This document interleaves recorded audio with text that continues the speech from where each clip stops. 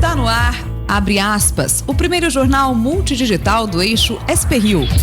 Abre aspas. Apoio Sicredi. Gente que coopera, cresce. Quinta-feira, 23 de janeiro, ao vivo, pelos Facebooks da SP-Rio Mais e do Jornal O Vale, está no ar o Abre Aspas. Direto dos estúdios da SP-Rio Mais, no Jardim Aquários, em São José dos Campos, São Paulo. Você confere nesta edição. Minas Gerais descarta suspeita de coronavírus. China tem 17 mortes confirmadas. Bolsonaro viaja à Índia em busca de investimentos. Pacote anticrime entra em vigor hoje. Funcionários do transporte coletivo fazem paralisação em Taubaté. Volume de investimentos tem redução de 91% na RM Vale. Grow encerra a operação de patinetes e bicicletas compartilhadas em São José. Estas e muito mais notícias no Abre Aspas, logo após o comercial. Fique com a gente.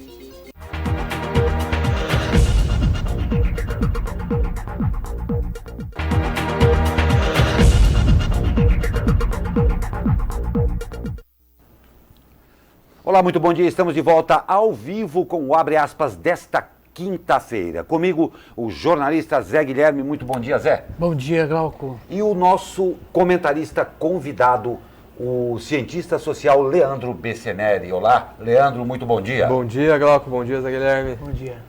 As notícias de hoje.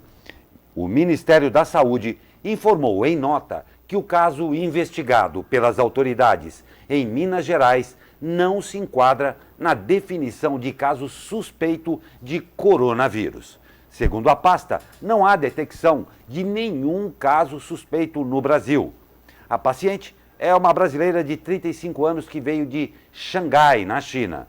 O caso foi identificado nesta terça-feira na UPA da região Centro-Sul de Belo Horizonte. A mulher desembarcou na capital mineira no dia 18 de janeiro e apresentava sintomas respiratórios compatíveis com a doença respiratória viral aguda. O coronavírus causa febre, tosse, falta de ar e dificuldade em respirar.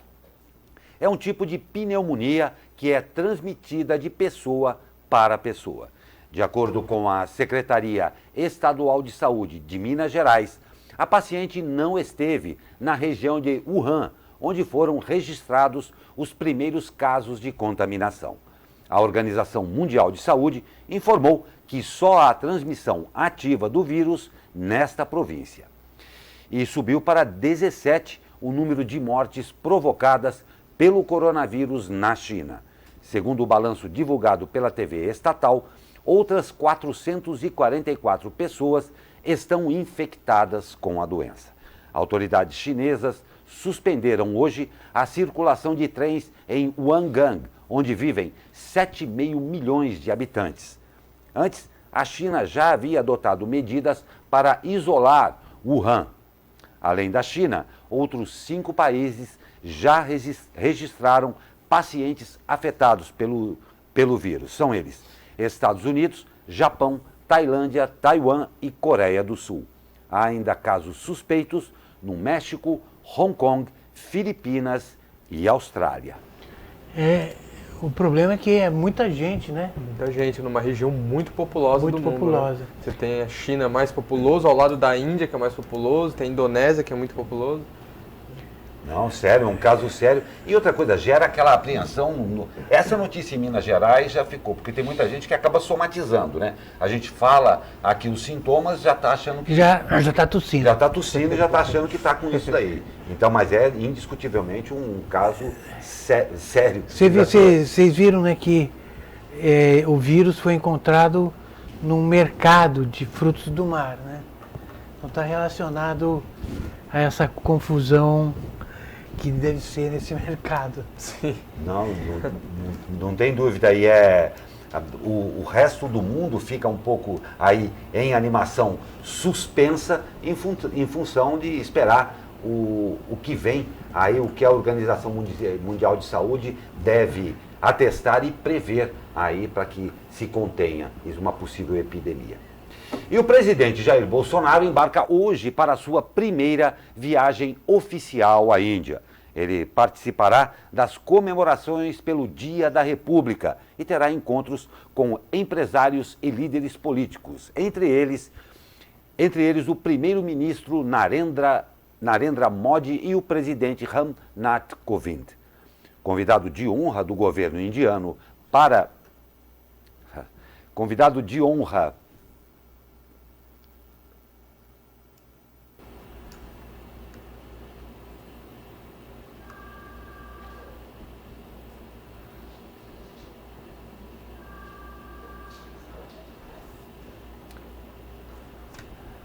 Perdão, houve um problema aqui no TP, mas já está resolvido. Convidado de honra do governo indiano para os festejos da República em Nova Delhi, Bolsonaro também deverá ir para Angra para conhecer... Agra. Deverá ir para Agra para conhecer o Taj Mahal, um dos principais pontos turísticos do país. Com a ida de Bolsonaro à Índia e o encontro entre os presidentes, há previsão de assinatura de 12 acordos comerciais e tecnológicos.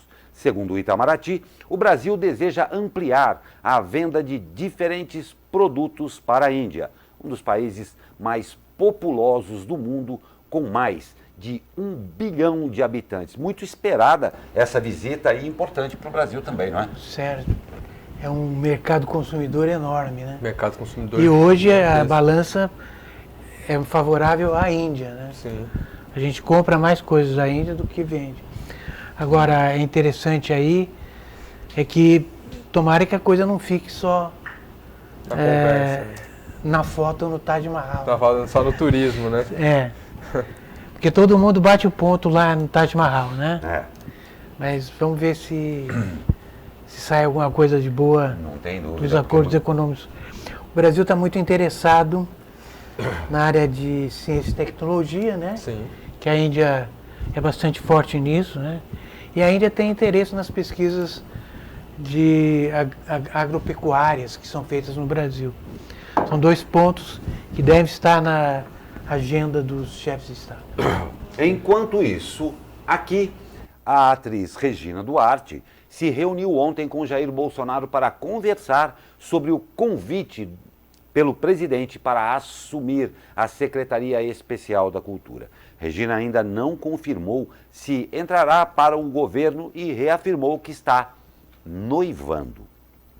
Na manhã de hoje, Bolsonaro disse que a nomeação de Regina Duarte deve sair quando ele voltar da viagem oficial à Índia no dia 28 de janeiro.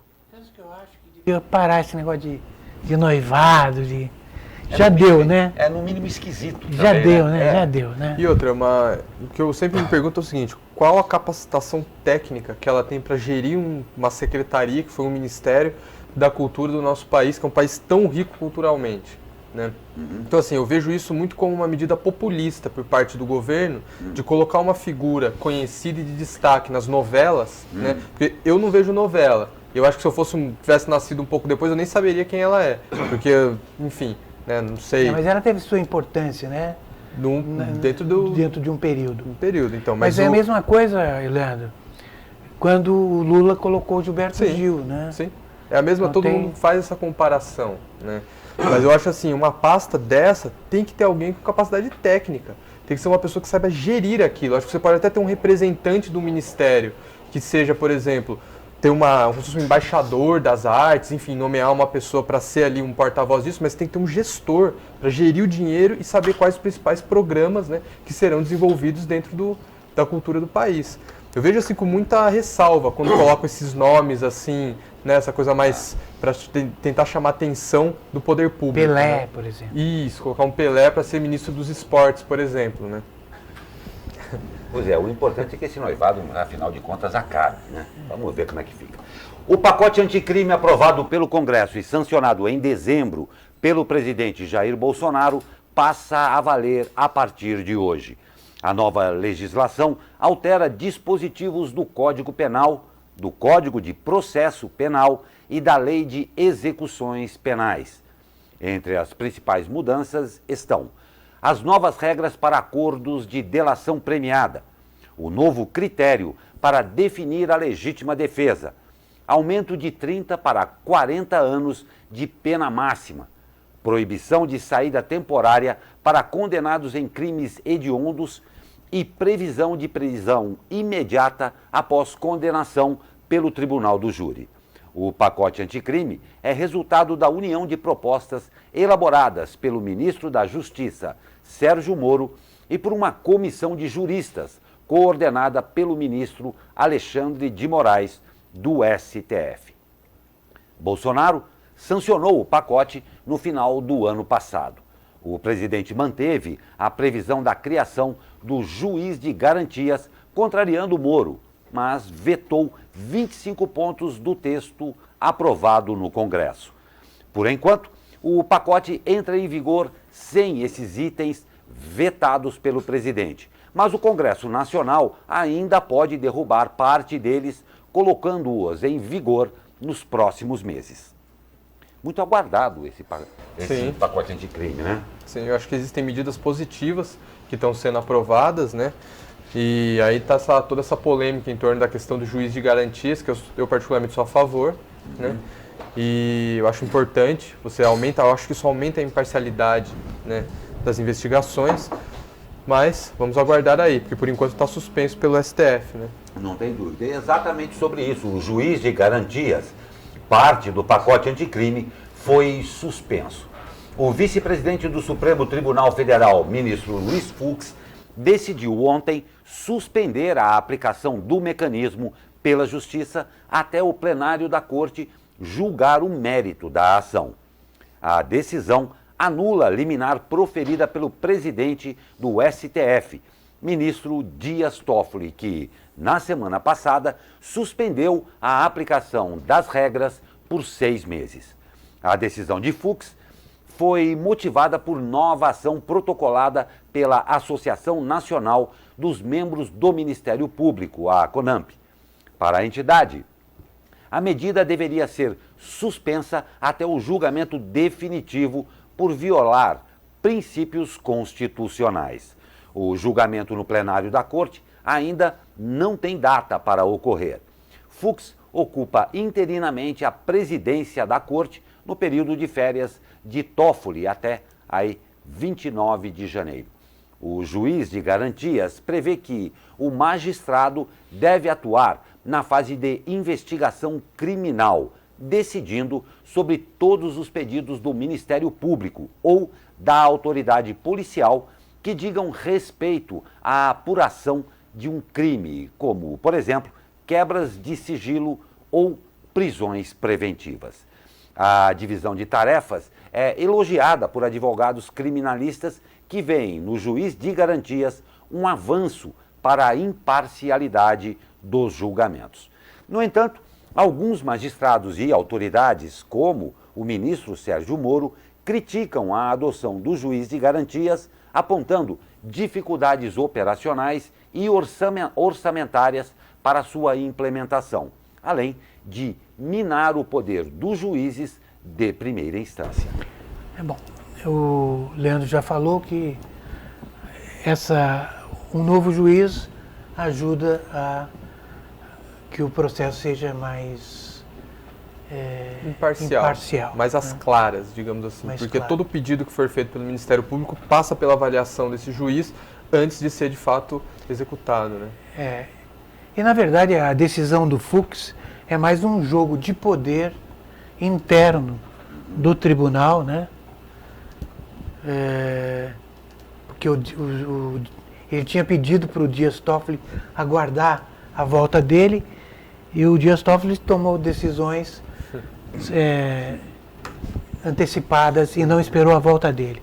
Então agora, quando ele voltou, ele falou, aqui agora, nas férias do Toffoli, quem manda sou eu, né?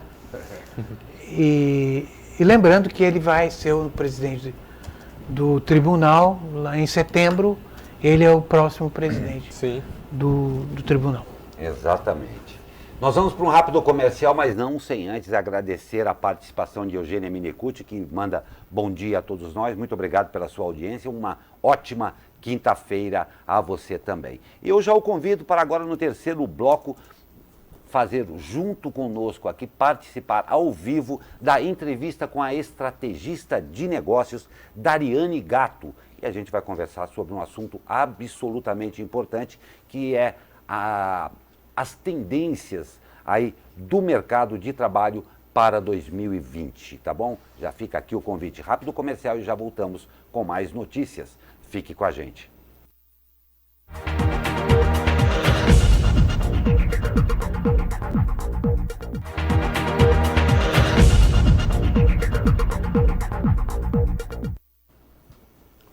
E atenção, taubatianos e taubatianas, motoristas e cobradores de ônibus do transporte público de Taubaté fizeram paralisação na manhã de hoje.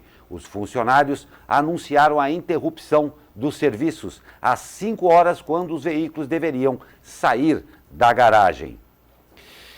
De acordo com a Prefeitura, não houve aviso prévio sobre a paralisação. A Prefeitura ainda informa que o motivo da greve seria a discussão entre funcionários e a empresa que presta o serviço sobre a renovação do convênio médico.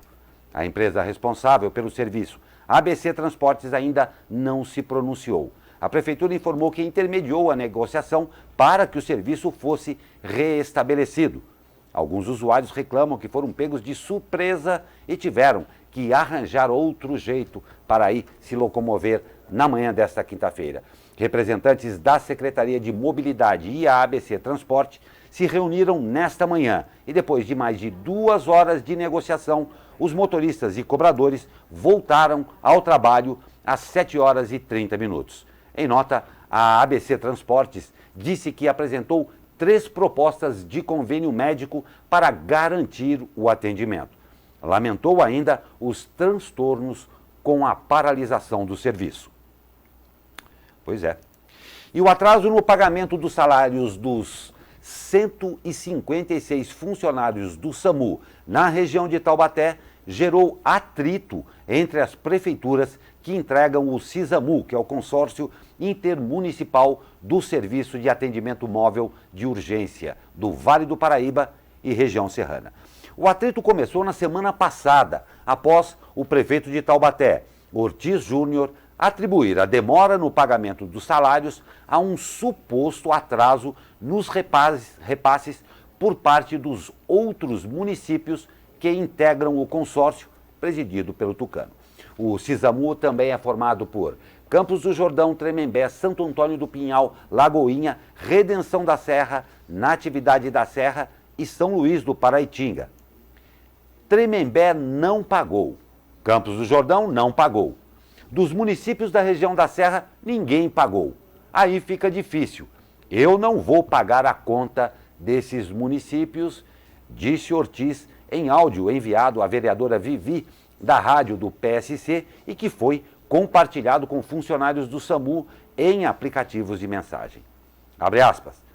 Levantei aqui. Somente um município pagou, além de Taubaté, afirmou o Tucano, dizendo acreditar que esse município seria Redenção da Serra. Não tem como pagar salário picado, tem que integralizar o valor e depois pagar, completou. A data para depósito dos salários é o 5º dia útil de cada mês. Em janeiro, o pagamento foi feito apenas no dia 15. A declaração de Ortiz gerou uma reação em cadeia na qual as prefeituras citadas passaram a contestar a afirmação. O que foi acordado quando foi firmado o acordo é que trabalharíamos com caixa, pagaríamos no mês em dinheiro para o salário do mês seguinte, afirmou o secretário de Administração de Lagoinha, José Guilherme Correia, que disse que o município está em dia com os repasses. São Luís do Paraitinga efetuou os repasses em dia, afirmou o secretário de Finanças do município, Luiz Rogério da Silva Filho. Campos do Jordão negou ter havido qualquer atraso. Tremembé informou que está em dia com os repasses. Apenas Santo Antônio do Pinhal reconheceu ter havido atraso, excepcionalmente em janeiro. Natividade e Redenção da Serra não se manifestaram. Procuradas, a Prefeitura de Taubaté e o SISAMU também não comentaram o caso. Fato grave pelo serviço que... Muito grave e pior esse jogo de empurra. agora de um falar que pagou, o outro falar que não pagou, e fica essa situação.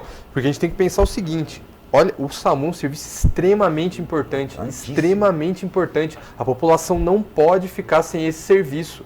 E o pior, você tem um serviço que é fundamental, as prefeituras empurrando um para o outro a culpa sobre essa questão do não pagamento do salário, os funcionários e as famílias dos funcionários do SAMU sem receberem, né, os seus salários, e a população como serviço que fica agora nessa incerteza. Esse tipo de situação não pode acontecer, existe um consórcio para isso. Quem que está gerindo isso? É o Ortiz? Como é que ele manda um áudio de WhatsApp para uma vereadora falando esse tipo de coisa? Isso daí é falta de profissionalismo. Entendeu? Não pode ter isso. Não, fato gravíssimo. E esse jogo de empurra, como muito bem disse o Leandro, é perigoso e, sem contar o fato em si, um descaso à população ser sujeita a esse tipo de coisa, além dos funcionários do SAMU, óbvio que estão sem salário, ficaram sem salário. E o Hospital Regional de Caraguatatuba anunciou a abertura de processo seletivo para 500 vagas em 38 cargos. Os salários variam entre R$ 1.200 e R$ 7.200. As inscrições serão abertas entre os dias 3 e 6 de fevereiro, das 9 às 16 horas, na Associação Comercial e Empresarial de Caraguatatuba. Conforme matéria do G1, os interessados devem comparecer com os documentos exigidos e a ficha de inscrição preenchida. De acordo com o Instituto Sócrates Guanais, o ISG, responsável pela gestão do HR no Litoral Norte, a seleção é tanto para a contratação imediata como para cadastro reserva de profissionais. As vagas devem ser preenchidas entre março e dezembro. O processo seletivo terá prova de conhecimento técnico para cada área de atuação, de conhecimentos em informática e também uma entrevista coletiva. Outras informações podem ser obtidas no site do ISG. E o volume de investimentos tem redução de 91% na RM Vale. Com 11 investimentos confirmados de janeiro a setembro de 2019, a RM Vale acumulou 196,3 milhões de reais em recursos para empreendimentos, o segundo menor valor para o mesmo período da série histórica que começa em 2012.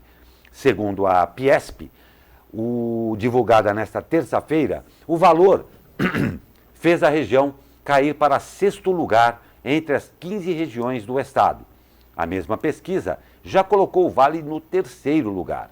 O ranking contabiliza os maiores volumes de investimento no ano.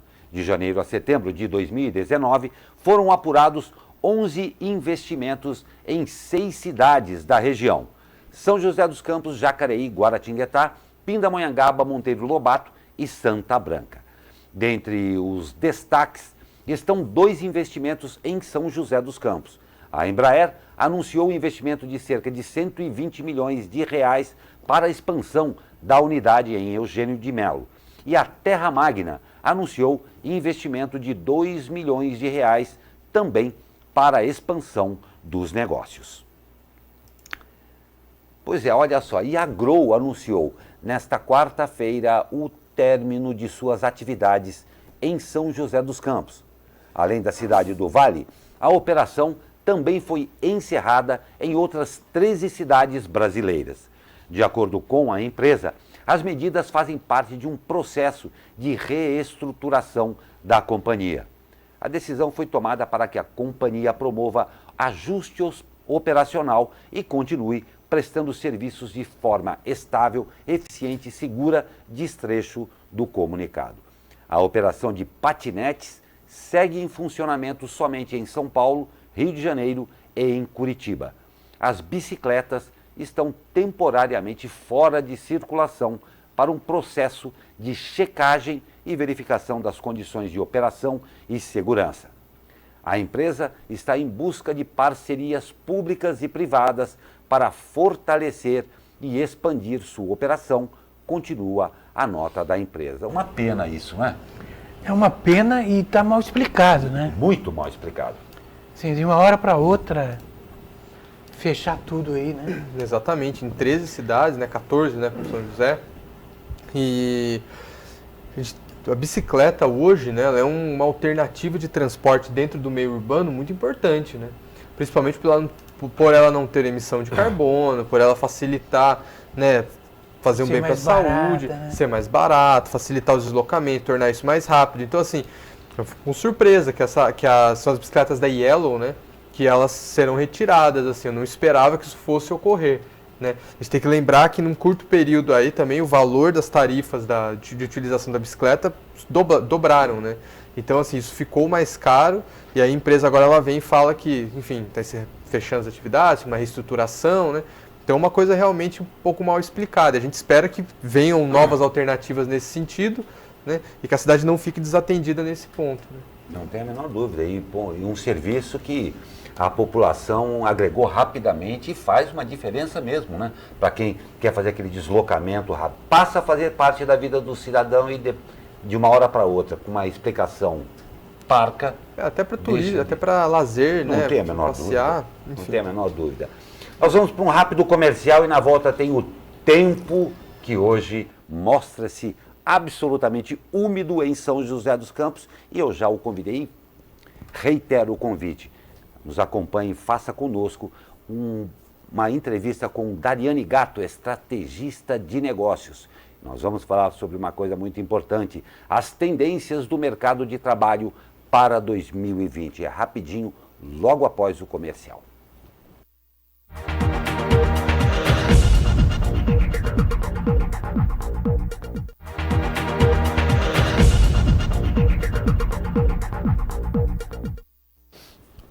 Estamos de volta ao vivo nesta quinta-feira que, como eu disse, nublada e úmida. Vamos saber aqui, deixa eu até falar dos altos da Cassiano Ricardo, garoa fina nesta quinta-feira nublada.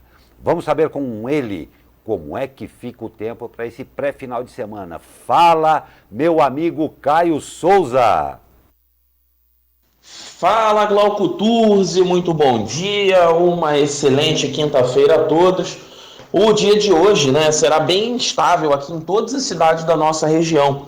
Um ciclone, né, classificado como subtropical aí pela Marinha, por exemplo, está induzindo ventos um pouco mais intensos de quadrante sul, né, que trazem mais umidade aqui para nós. Por conta disso, o dia de hoje será de céu predominantemente nublado e com possibilidade de chuva fraca moderada a qualquer momento. Não estão descartadas as chances de pancadas de chuva de intensidade mais significativa ao longo do dia. Atenção redobrada no litoral norte, por lá a intensidade da chuva deve ser maior e a dos ventos também. Os ventos podem soprar com uma intensidade forte aí ao longo de todo o dia, inclusive atrapalhando a travessia de balsas ali entre São Sebastião e Ilhabela. Já a partir de amanhã, a tendência é de melhora nas condições do tempo, com redução de nebulosidade e as chances de chuva são menores. A boa notícia é que para o final de semana a previsão é de sol e não há previsão de chuva, tanto para o sábado quanto para o domingo. Caio Souza, direto da sala de operações do Tempo Vale, para o jornal Abre Aspas. Muito bom. Pois é, não está brincadeira não. Fato necessário para essa quinta-feira. Se for sair, fecha a janela, porque vento com chuva vai escangalhar tudo. Leve a sombrinha e para aqueles que dizem que galocha não existe mais, já fui informado que galocha hoje é trade, é chiquérrimo. Então, se você pode levar a galocha na sua pochete. Na minha pochete, que também já falaram que está voltando à moda e que para nós meninos que carecemos de mais espaço, que tem pouco bolso, seria interessante. Precisa levar escovinha para pentear o cabelo, né? A despedida eu achar meio ridículo aquele negócio. Mas que faz falta mais espaço para levar as coisas. Eu dou o bom dia aqui ao Joseph Santos, a Delci Silva e a Neide Maria, que nos privilegiam com a sua audiência. Muito obrigado. Vamos aí participar de uma entrevista muito interessante. Eu vou pedir, quando possível, para vocês escreverem aqui para a gente de onde vocês estão falando, a cidade só já tá bom, que é bem importante para a gente. Tá? Muito obrigado pela sua audiência. E tenho Estamos hoje com a estrategista de negócios Dariane Gatto. Muito obrigado pela sua presença aqui. A gente vai falar sobre uma coisa absolutamente importante, não é, Dariane? Tendência. Essa palavra é sempre uma coisa que as pessoas esperam muito. E particularmente para esse 2020 que parece começou num viés realmente de mais animação, principalmente de mais esperança. Então vou fazer formalmente a pergunta para você. Quais são as tendências do mercado de trabalho para esse 2020? Legal, ótimo. Muito bom dia a todos. Obrigado pelo convite. As tendências do mercado de trabalho aí para esse ano de 2020, elas estão muito ligadas à experiência do cliente, né? Aquilo que a gente pode oferecer, trazer do mundo online para o mundo offline. Tá todo mundo muito conectado, todo mundo em todas as redes sociais, consumindo informação, textos o tempo todo, muita imagem na rede social. Então, uma grande tendência é você criar experiências que sejam offline, para que as pessoas possam encontrar você ali na internet, ou seja, numa rede social sua, num site, aqui na rádio, por exemplo, e ela possa se conectar com você pessoalmente, valorizar essa questão do relacionamento, da proximidade. Além disso, né, para quem está entrando no mercado de trabalho, ontem mesmo a gente estava conversando um pouquinho sobre quais são as tendências de cursos, de faculdade, o que as pessoas estão buscando. Então tem as preferências que são meio divididas aí entre o público masculino e o público feminino. Engenharia continua sendo a preferência geral no Brasil para os homens, né? Eles continuam buscando essa questão da engenharia, hoje muito mais com um viés tecnológico. A pessoa precisa ir transformando essa informação, as universidades também vão precisar se adaptar, vão entender como elas podem oferecer esse serviço de uma maneira que ela integre toda a tecnologia que está acontecendo, com todos os dispositivos, todas as conexões que hoje estão disponíveis. A gente não tem barreira praticamente global para oferecer nenhum serviço. A pessoa pode criar um serviço dentro dessa área e oferecer em qualquer lugar do mundo, desde que ela tenha um bom acesso à internet e ela consiga desenvolver um serviço que vai solucionar aí o problema de muitas pessoas. E para as mulheres, de acordo com alguns estudos, continua muito forte na área de licenciaturas, psicologia, essa área de humanas, ela é muito forte aqui no Brasil para o público feminino, também integrado com a parte de tecnologia. Então, todas as pessoas que hoje, né, estão chegando no mercado de trabalho, estão entrando para fazer uma universidade, para fazer um curso, para se capacitar, o grande diferencial é saber usar a tecnologia para integrar isso com o mercado, e não só a tecnologia. Hoje a tecnologia não é mais o suficiente. É conseguir, por meio dessa tecnologia, criar uma experiência única para o cliente, onde o cliente ou a empresa que ela trabalhe vai conseguir oferecer alguma coisa que seja tão diferente que o público vai ter prazer de consumir com ela, de ficar ali com ela. Então, e que tipo de negócios entram dentro dessa perspectiva, né? Um negócio que é muito interessante. Eu vou pedir só porque nós temos uma participação já e se aplica aqui também. O Mário Silva, o Mário Silva escreveu aqui, agregando a sua pergunta aqui: com muita gente desempregada, empreender é uma boa. Como não perder dinheiro empreendendo? Vai aí a escolha, qual é o melhor? Ótimo, essa pergunta é a pergunta de $1 milhão, né? Com muita gente desempregada, como é que a gente faz para empreender e não perder dinheiro? A primeira coisa que é importante, a pessoa que deseja criar o seu negócio, que deseja empreender, tem que, né, ter em mente é quanto ela pode investir ou criar um negócio em cima daquilo sem entrar numa zona de risco, sem ela colocar a segurança financeira dela em risco. Recentemente, acho que tem uns 2 dias, eu conversei com um casal na empresa que eu trabalho e eles me fizeram essa pergunta: eu quero abrir um negócio, mas quanto eu devo investir? Eu tenho um pouquinho de dinheiro guardado aqui, quanto eu devo investir? No máximo, estourando metade do dinheiro que a pessoa tem naquela reserva para ela poder se manter no outro tempo. não é garantido quando a gente empreende. Então, quem empreende, por exemplo, na área de serviço, na área de alimentação, ela consegue ir fazendo um investimento, ela consegue ir colocando de uma forma gradativa, né? Aos poucos o dinheiro para ir gerando. Aqui na área de alimentação é um boom, né? Associada à questão do delivery, das entregas do saudável, do delivery, porque uma grande tendência, algo que vai ficar muito forte, já tá, mas nos próximos 15 anos vai ficar mais ainda, é a questão do bem-estar e da saúde. Então as pessoas, elas querem viver mais e viver melhor. A alimentação é a base disso. Quem empreende nessa área da alimentação e consegue gerar um diferencial, colocar ali algum serviço para entregar em casa, entregar no local que as pessoas estão buscando, mas ainda assim manter a qualidade do alimento, é uma grande oportunidade, porque as pessoas vão comer todos os dias, pelo menos 3 vezes por dia. Então é um mercado que não regride, ele só cresce. Só que o que está acontecendo? As pessoas estão mais exigentes com o consumo. Elas querem consumir menos quantidade e mais qualidade, porque elas querem viver mais. E uma pergunta, no caso, existe um perfil dessa pessoa que está empreendendo hoje? Existe algum perfil já determinado ou não? Ou tem gente de todas as idades, todas as classes que estão empreendendo aí? Hoje tem de todas as idades, de todas as classes, com todos os níveis de experiência e também de recurso. Como a gente passou aí, está passando, né, por um cenário econômico que foi mais delicado e tem muita gente desempregado, empreender foi a saída para isso e tem sido. Então as pessoas, elas encontram o que elas fazem bem, o que é o talento delas, ou até mesmo o que elas podem fazer, que está disponível ali para elas naquele momento, né? Elas conseguem desenvolver e criar um negócio em cima daquilo. Às vezes pequenininho, às vezes um negócio mais estruturado, mesmo que seja uma coisa para trazer o dinheiro para casa ali naquele momento, elas começam.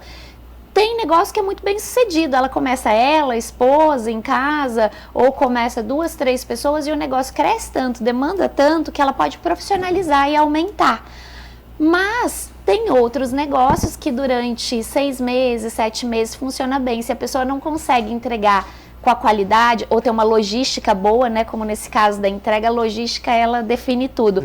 Não consegue ter uma logística boa, cativar aquele cliente, ela acaba perdendo esse negócio. Então hoje o empreender é uma saída para o desemprego também. Sim, não é só uma oportunidade. Com certeza, eu acho que essa ressalva é uma ressalva importante, porque muita gente acaba romantizando a questão do empreendedorismo, mas não percebe que existe um contexto por trás que está justamente fazendo com que as pessoas sejam empurradas, né, para tentarem um meio de sobrevivência. A precarização, né, dos empregos, né, sim, das relações de trabalho, tem empurrado gente assim meio que na marra para o empreendedor. Por necessidade, né? Por necessidade, né? Então, agora você fala muito em economia colaborativa, né? Sim. O que é a economia colaborativa, né? A economia colaborativa, se a gente for pensar na prática, é algo que você possa compartilhar o benefício e os custos daquilo ali, né? A solução, o caminho aí daqui para frente da humanidade é uma solução que atenda muitas pessoas, tanto fisicamente quanto tecnologicamente. Então, hoje, se a gente for olhar esse cenário que a gente acabou de falar, que as pessoas estão empreendendo porque elas precisam trabalhar e elas estão sem emprego. Muitas vezes ela abre uma empresa que ela é a empresa, é uma pessoa só, né? Vamos pegar um exemplo simples, um coworking, né? Algumas pessoas conhecem. O que é um coworking? É um espaço de trabalho compartilhado. Ele pode ser dedicado a um tema exclusivo ou pode ter várias pessoas que trabalham com áreas diferentes lá dentro. O que é um coworking? É um espaço de trabalho compartilhado que você divide os custos e tem acesso a todos os recursos. Então o lugar já está pronto para te receber, tem uma mão de obra qualificada que vai atender o seu telefone, que vai deixar um café, uma água fresca ali para você. O lugar já vem decorado por alguém, já está tudo prontinho para você receber seu cliente. E quando isso acontece, a pessoa não precisa ter o custo dela ter uma sala só para ela, um endereço só para ela. Ela pode pagar lá 200, 300, 400 reais e ter um lugar super bem arrumado para ela receber o cliente dela e compartilhar com outros empreendedores individuais também que estão ali.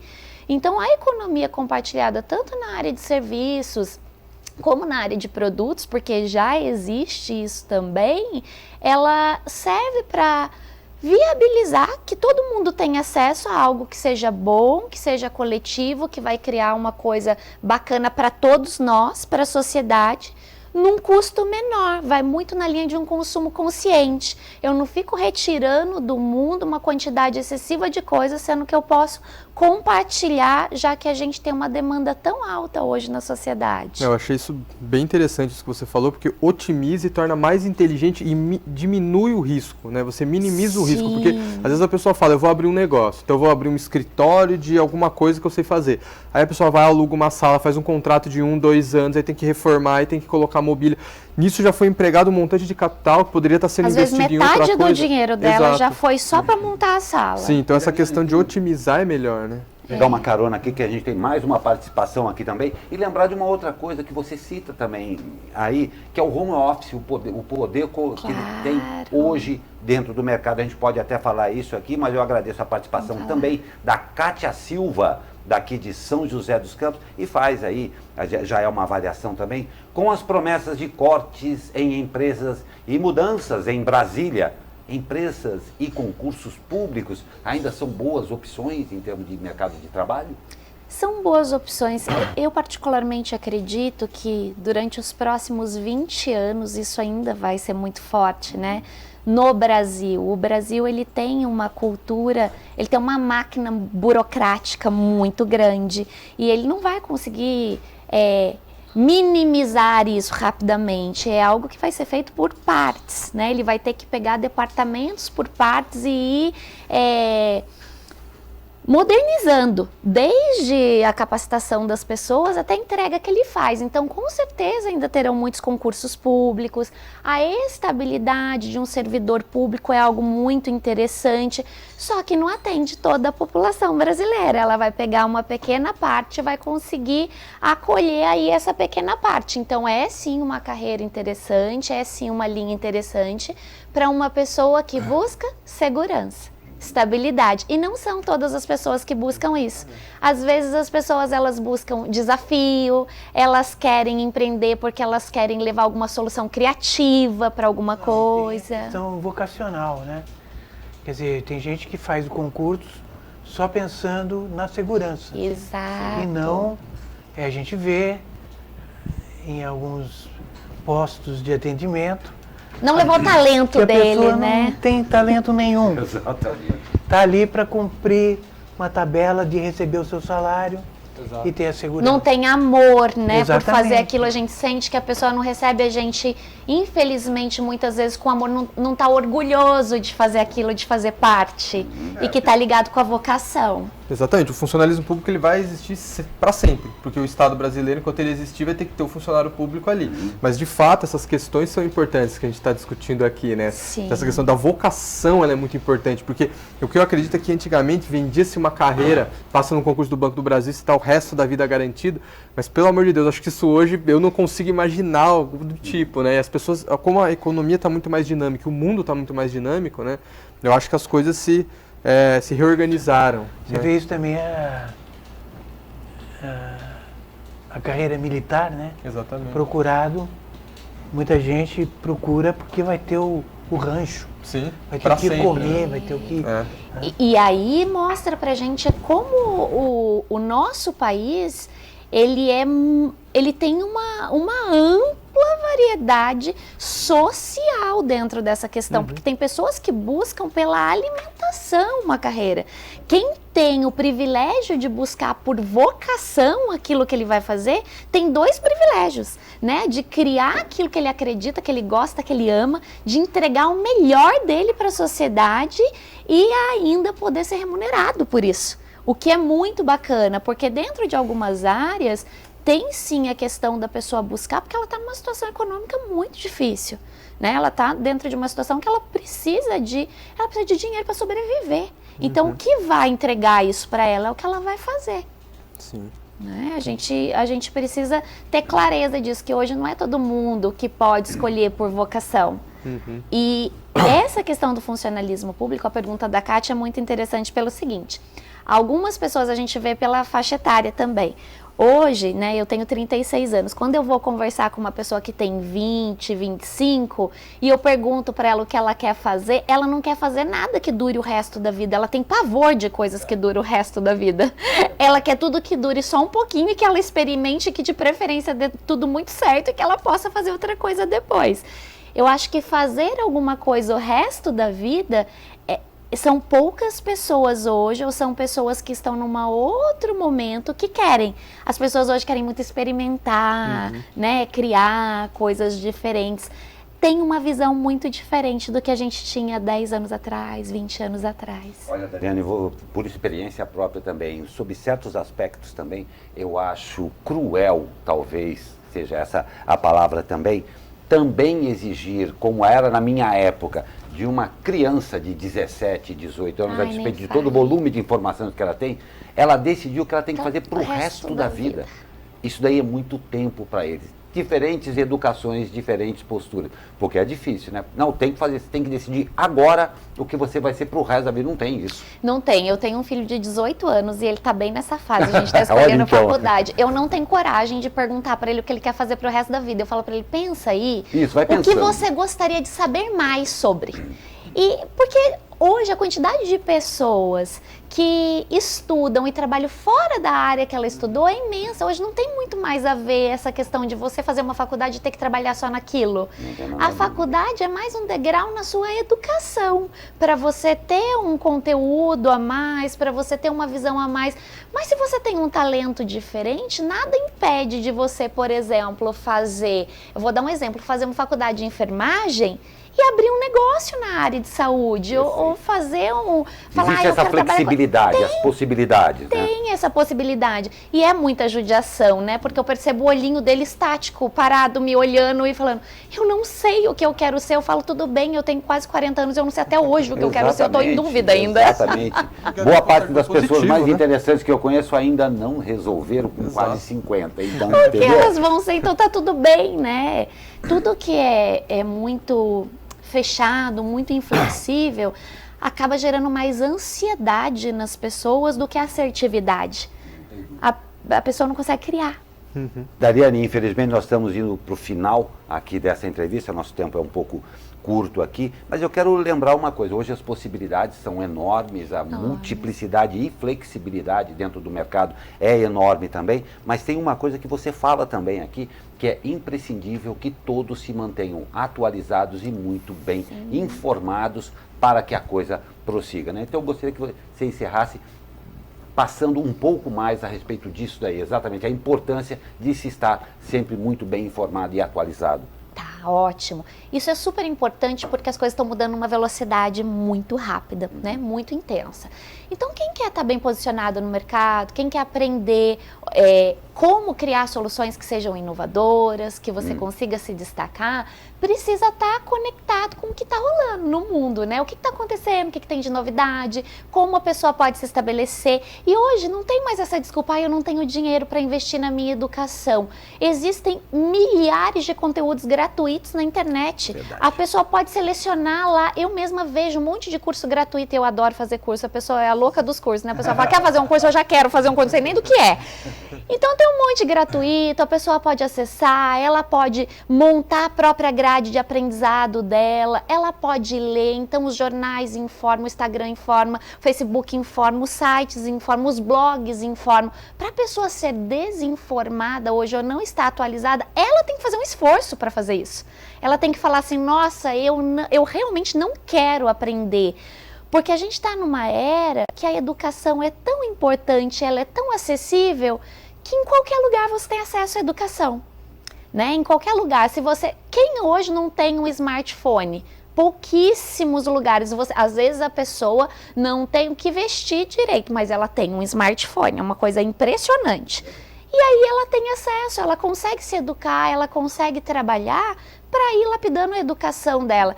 Eu acho que a gente chegou num tempo que a sua educação, a sua atualização e o seu resultado, o seu sucesso, que é sucesso para você, depende de você, é o que você quiser fazer.